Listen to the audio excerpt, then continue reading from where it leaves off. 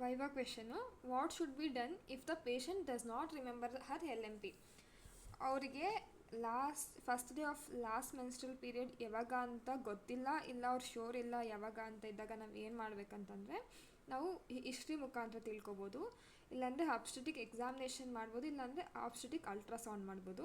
First history ಮುಖಾಂತರ ಯಾವಾಗ ಹೆಂಗೆ ತಿಳ್ಕೊತೀವಿ ಅಂದರೆ, ಅವ್ರಿಗೆ ಯಾವುದಾದ್ರೂ ಫೆಸ್ಟಿವಲ್ಸ್ ಇಲ್ಲ ಅಕೇಶನ್ಸ್ ಇದ್ದಾಗ, ಅವ್ರಿಗೆ ಬರ್ಡೇಸು ಅದು ಇದು ಇದ್ದಾಗ ಅವಾಗ ಆಗಿತ್ತಾ, ಅದಕ್ಕಿಂತ ಎಷ್ಟು ದಿನ ಮುಂಚೆ ಆಗಿತ್ತು, ಎಷ್ಟು ದಿನ ಹಿಂಚೆ ಆಗಿತ್ತು, ಇಲ್ಲ ಹಬ್ಬದ ಟೈಮಲ್ಲಿ ಆಗಿತ್ತಾ, ಆ ಥರ ಹೇಳ್ಬಿಟ್ಟು ಅವರು ನೆನೆಸ್ಕೊಳ್ಳೋಕ್ಕೆ ಅವ್ರಿಗೆ ಹೆಲ್ಪ್ ಮಾಡ್ಬೋದು. ಇಲ್ಲ ಅಂತಂದರೆ ಯೂರಿನ್ ಪ್ರೆಗ್ನೆನ್ಸಿ ಟೆಸ್ಟು ಫಸ್ಟ್ ಯಾವಾಗ ಪಾಸಿಟಿವ್ ಬಂದಿತ್ತು ಅಂತ ಅದನ್ನು ಕೇಳ್ಬೋದು.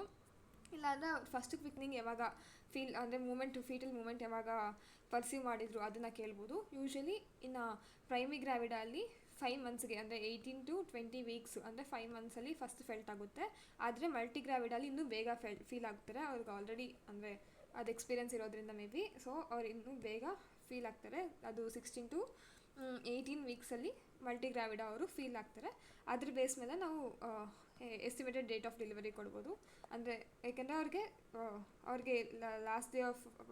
First day of last menstrual cycle ಯಾವಾಗ ಅಂತ ಅವ್ರಿಗೆ ನೆನಪಿರಲ್ಲ, ಸೊ ಇದೆಲ್ಲ ಮಾಡ್ಬೋದು. ಇಲ್ಲಾಂದರೆ ಇಂಟ್ರಾಟ್ರನ್ ಎಕ್ಸಾಮಿನೇಷನ್ ಮಾಡ್ಬೋದು, ಫಂಡಲೈಟನ್ನ ತಿಳ್ಕೊಬೋದು, ಅದರಿಂದ ಇದು ಮಾಡ್ಬೋದು. ಆದರೆ ಆಬ್ಸ್ಟೆಟಿಕ್ ಎಕ್ಸಾಮಿನೇಷನ್ಗೆ ಬಂದರೆ ಫಂಡಲೈಟ್ ಮುಖಾಂತರ ನಮಗೆ ಗೊತ್ತು, ಪೆಲ್ವಿಕ್ ಬ್ರಿಮ್ ಹತ್ರ ಇದ್ದರೆ 12 ವೀಕ್ಸ್ ಆಗಿರುತ್ತೆ, ಅಂಬಲಿಕಸ್ ಹತ್ರ ಇದ್ದರೆ 24 ವೀಕ್ಸ್ ಆಗಿರುತ್ತೆ. ಮತ್ತು ಇಲ್ಲಾಂದರೆ ಜಿಫಿಸ್ಟರ್ ನಮ್ಮ ಜಾಯಿಂಟ್ ಹತ್ರ ಅಂದರೆ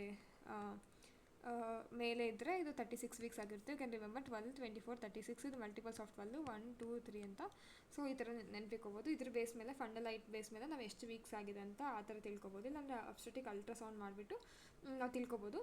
ಇದು ಅಲ್ಟ್ರಾಸೌಂಡ್ ಹೆಂಗೆ ಡೇಟಿಂಗ್ ಸ್ಕ್ಯಾನ್ ಮಾಡ್ಬೋದು ಫಸ್ಟ್ ಟ್ರೈಮಿಸ್ಟರಲ್ಲಿ, ಇಲ್ಲಾಂದರೆ ಬೇರೆ ಏನಾದರೂ ಅಲ್ಟ್ರಾಸೌಂಡ್ ಸೆಕೆಂಡ್ ಟ್ರೈಮಿಸ್ಟರಲ್ಲಿ ಮಾಡಿ ನಾವು ತಿಳ್ಕೊಬೋದು. ಅದ್ರ ಮುಖಾಂತರ ಎಷ್ಟು ಮಂತ್ಸ್ ಆಗಿದೆ ಅವರಿಗೆ, ಎಷ್ಟು ವೀಕ್ಸ್ ಆಗಿದೆ ಇಲ್ಲ.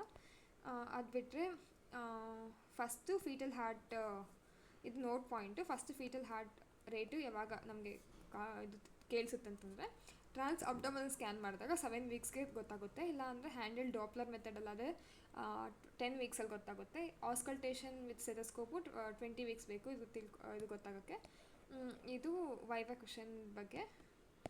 ನಿಮಗೆ ಈ ವಿಡಿಯೋ ಇಷ್ಟ ಆದಲ್ಲಿ please like, share, subscribe to my channel. ಏನಾದರೂ ಸಜೆಷನ್ಸ್ ಇದ್ದರೆ ಕಮೆಂಟ್ಸಲ್ಲಿ ತಿಳಿಸಿ. Thank you.